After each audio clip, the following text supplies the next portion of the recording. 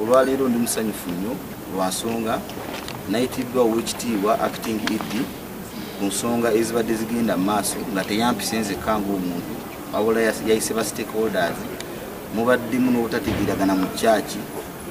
nti osanga hamu yaziba amakubo agagenda ku kyaki mubadde mubiwulira nga mulimu n'ensonga endala ezigamba nti enkuba eyatonnya jjuuzi amazzi ga flooding ne gagenda mu olw'ensonga oba olw'ebintu bye twali tuzimba awo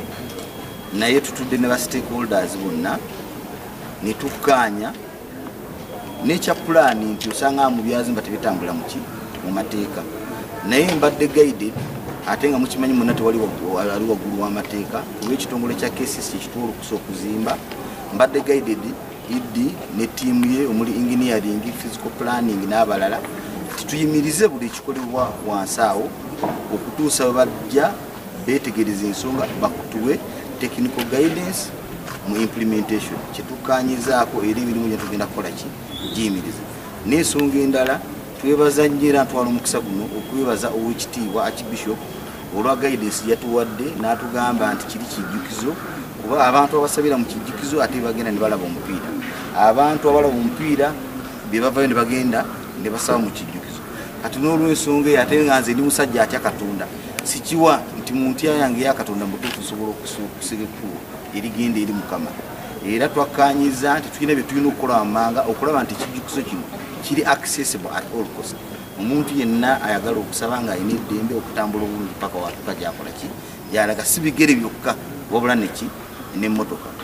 kati tukkaanyiza ku nsonga zonna ezisinga okuziba tuyimiriza bakama baffe bano bajja kuba batugaidinga on way forward ekirungi twaba tutaddemu submissions endala era tusuubira tujja kukwatagana tulabe nga Uganda tugikulaakulanyiza wamu director to see that we bring harmony and we agree on our way forward on this ongoing issue of the flooding versus the developments that were taking place downtown, as in the process of completing Nachivo Stadium. Like you all know, this is a facility that has been chosen to participate in AFCON 2027, and despite the fact that I've done a very good job on the inside, the outside is still lacking, including factors like rough surface running wastage that should be taken over or taken care of. And it was within the guidance of that CAF teams that came here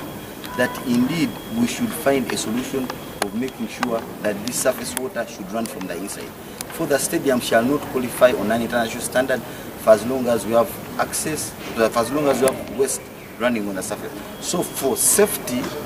and sanity of the stadium, it was prudent for us to start embarking on working on the outside. But as guided, I've been put to stop on whatever I'm doing by KCC so that they come and give technical support and guidance on how it should be done.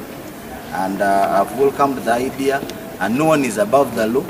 so it is a very good thing that the institution or the authority is coming to give us a direction on how we can do it better.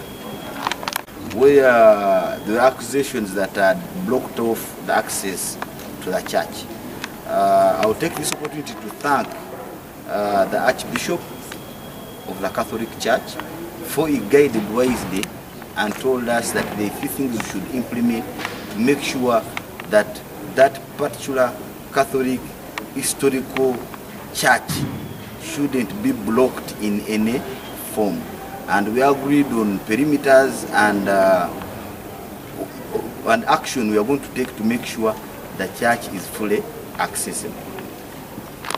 Mpaddeyo n'obweyamu neŋŋamba ng'omanyi basitekansi ebiseera ebisinga bakolera ku budget bayinza okuba nga tebali ready okuba nga beŋŋanga mu nsonga eyo tusobola okukwatagana n'ewamu n'endaba kyensobola okutoola mu nsawo yange ne tulabanga emikutu gyonna tugigogola wansi eyo okulwa obulungi bw'ekitundu n'enkola y'ekisaawe ekyo ekisuubira abantu okujja mu AFCON mulungi okulaba nga balaba empiira ate nga basanyukirawo.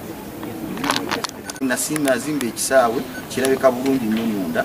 ne ba inspector abajja okulambula ekisaawe kino bajja ne batugamba nti wadde ekisaawe munda kirabika bulungi naye ogenda munda amakuba bakutuusa mu kisaawe. In fact batugamba ebintu bibiri okusingira ddala. Tulina okuimprovinga ku access eziyingira ekisaawe given the large numbers of people abakolera wansi. N'ensonga ey'okubiri balaba emyala gino nga giyita kungulu ne batugamba nti tulina okuziba emyala gino gibiri nga gikola kigiyita wansi for health purposes and sanity, obuyonjo n'okubeera nga abantu basigala balamu kuba emyala mugiraba gibadde gikukusa ne bannaffe abamu kati nga tulina okuziba emyala gino ne bakama baffe bagambye bagenda kujja wadde omulimu gwetaagisibwa mu bangu.